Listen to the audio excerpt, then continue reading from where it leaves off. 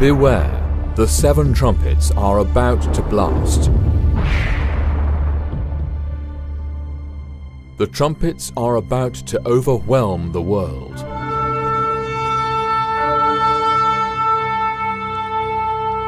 His professed followers are shockingly oblivious, while ordinary people have absolutely no clue of what is about to break on them. WLC is compelled to sound the alarm. The trumpet, as an instrument, was used anciently for making important announcements.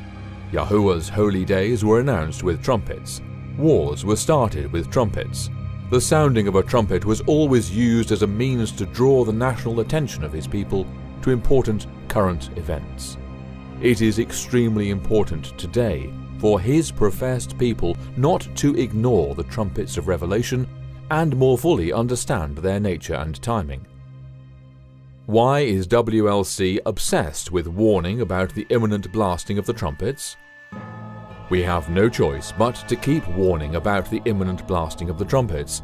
The Father has shed his light on our path, helping us understand the timing and purpose of the trumpets. Can we hide his rays of light from his people? Our position is best echoed by Amos the prophet when he declared, "The lion hath roared, who will not fear?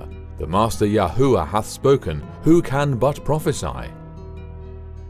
Our position is also mirroring the anguish of Jeremiah the prophet when he exclaimed, "O my soul, I am pained in my very heart. My heart makes a noise in me. I cannot hold my peace, because you have heard, O my soul, the sound of the trumpet, the alarm of war." Destruction upon destruction is cried, for the whole land is plundered. Suddenly my tents are plundered, and my curtains in a moment. Like Jeremiah, we understand what the blasting of the trumpets is going to mean to this world in which we are living. WLC feels obligated to make all those who care to listen understand Yahuwah's purpose for blasting the 7 trumpets and to act accordingly. The extent of devastation and loss of life that will hit the world from the blasting of the trumpets is indescribable. Living through the 7 trumpets is going to be a most fearful experience, and without his shelter and refuge, it will be total despair and ruin. Here is a vivid description of such a time as described by Prophet Zephaniah. "Great day of Yahuwah is near. It is near and hastens quickly. The noise of the day of Yahuwah is bitter. There the mighty men shall cry out." That day is a day of wrath, a day of trouble and distress, a day of devastation and desolation, a day of darkness and gloominess, a day of clouds and thick darkness, a day of trumpet and alarm against the fortified cities, and against the high towers. "I will bring distress upon men, and they shall walk like blind men, because they have sinned against Yahuwah. Their blood shall be poured out like dust, and their flesh like refuse." This is why we are compelled to sound the alarm to all the inhabitants of the earth, as commanded by Joel the prophet. "Blow ye the trumpet in Zion, and sound an alarm in my holy mountain. Let all the inhabitants of the land tremble, for the day of Yahuwah cometh, for it is nigh at hand." If we do not sound the alarm about the trumpets and warn all who would listen, then the blood of the lost will be on our heads. When he sees the sword coming upon the land, if he blows the trumpet and warns the people, then whoever hears the sound of the trumpet and does not take warning, if the sword comes and takes him away, his blood shall be on his own head. He heard the sound of the trumpet, but did not take warning. His blood shall be upon himself, but he who takes warning will save his life. What about the widely held view that the trumpets are past events? Most Christians today are led to believe that the trumpets have already been blasted, and thus they brush aside any need for studying them. At WLC, we believe that this is a fatal position to take. We vigorously oppose the notion that the trumpets have been fully blasted for the following reason.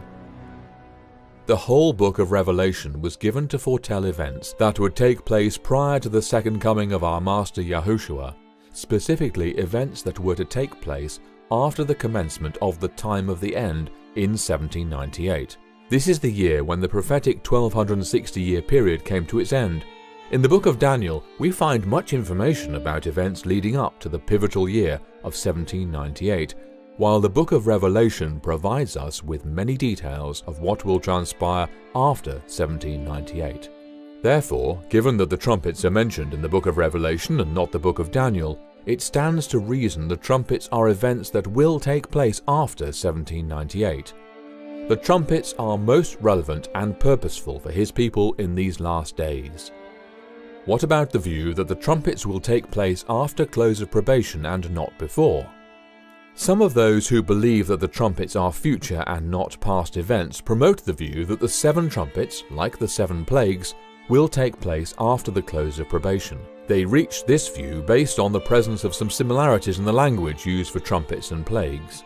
Accordingly, they view the purpose of each trumpet is to announce the related plague, 7 trumpets to announce 7 plagues. At WLC, we vigorously oppose this misinterpretation for the following 2 reasons. 1.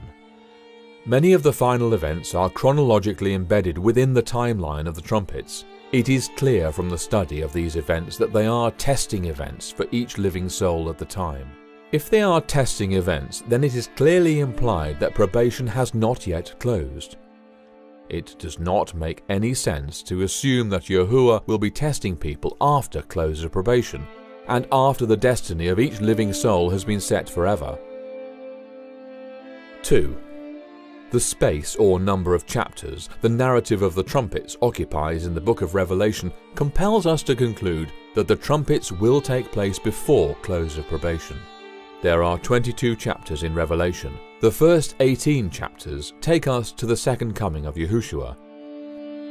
The 7 trumpets span 4 chapters from the 8th to the 11th, so it is inconceivable that Father Yahuwah would devote 4 chapters to events that are post-close of probation, when he has set only 4 chapters to the glorious events post the second coming of Yahushua, chapters 19 to 22.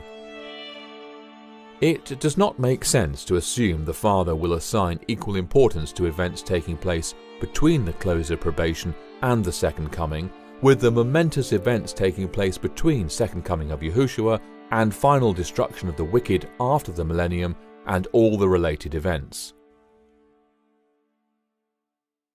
What about the act of casting down of the censer by the angel in Revelation 8 verse 5, which precedes the blasting of the trumpets and suggests cessation of Yahushua's ministry in the most holy place, i.e. signaling close of probation for the human race just before the blasting of the trumpets? Let us read Revelation 8 verses 2 to 5 to better understand the scene in which the censer is cast to the earth. 2.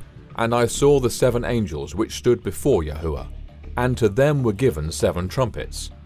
3. And another angel came and stood at the altar, having a golden censer, and there was given unto him much incense, that he should offer it with the prayers of all saints upon the golden altar which was before the throne.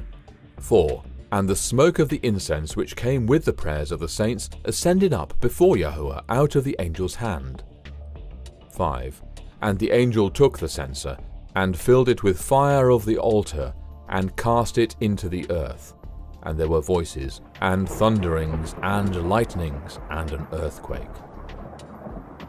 We can easily deduce from verse 2 that this angel was not one of the 7 angels to whom were given the 7 trumpets. Who then is the other angel that came and stood by the altar of incense? Many have concluded that this other angel is none other than Yahushua. We flatly refuse this conclusion for the following 3 reasons. 1. This other angel is doing the same task that the 24 elders are described to be doing in Revelation 5 verse 8, where they are described as having vials full of incense, which are the prayers of the saints, and which they present before the Lamb. They perfume the prayers of the saints and offer them on the altar of incense. The 24 elders are not portrayed as worthy of worship, but are in fact themselves worshipping the Father and the Lamb. Revelation 5 verse 14. Therefore, it is not exalting if we identify the other angel as Yahushua when the task ascribed to him is a task that is also being performed by 24 elders. 2. The second reason why this other angel cannot be Yahushua is the fact that this angel does not provide the incense, but is given to him, and it is clear that the giver is Yahushua, whose meritorious obedience and death are the incense, which, when mixed with the prayers of the saints, makes the prayers very pleasing to Father Yahuwah. 3. The third reason why this other angel is not Yahushua is that angel was never used as one of the different 35 names and titles given to Yahushua in Revelation. If the other angel is not Yahushua, then the casting of the censer by this angel to earth does not mean cessation of Yahushua's ministry in the most holy place, and does not therefore signify the close of probation. So what does the casting of the censer to earth signify? The casting of censer signifies that Yahuwah's last wake-up call to humanity just before the close of probation will be fiery and most forceful, as seen in the events that will unfold after the blasting of each of the 7 trumpets. His last invitation to the human race needs to be strong. It must arrest the attention of every living soul to heed the warning and repent before probation closes once and for all. It is our sacred duty and the duty of every follower of Yahushua to warn all who care to listen of the calamities that will soon take place in every corner of this world. We cannot hide this truth, nor can we shirk our responsibility of warning. It is the will of Yahuwah that none is taken unaware. Angels from heaven are not going to do that which humans can and must do. Moses and Aaron were given in advance the nature of each plague and the exact time it would appear. They had to announce this to Pharaoh so that there would be no opportunity for him or the Egyptians to complain about not being warned. Today, his people have the same responsibility of warning everyone regarding the imminent blasting of the trumpets. When the plagues began to hit Egypt, the Egyptians accused Moses of bringing these judgments upon them. Likewise, his people will be the ones faithfully raising the alarm and warning the world about the destruction and desolation that will be triggered by the trumpets. They will, in turn, be the ones blamed by the unrighteous for all the destruction that will take place when the trumpets are blasted. They will even be looked upon as the cause of it. Nevertheless, this will not shake us out of our solemn responsibility. Come to the foot of the cross repentant, beloved. The time is short. He is coming quickly. The lion hath roared. Who will not fear? The Master Yahuwah hath spoken. Who can but prophesy?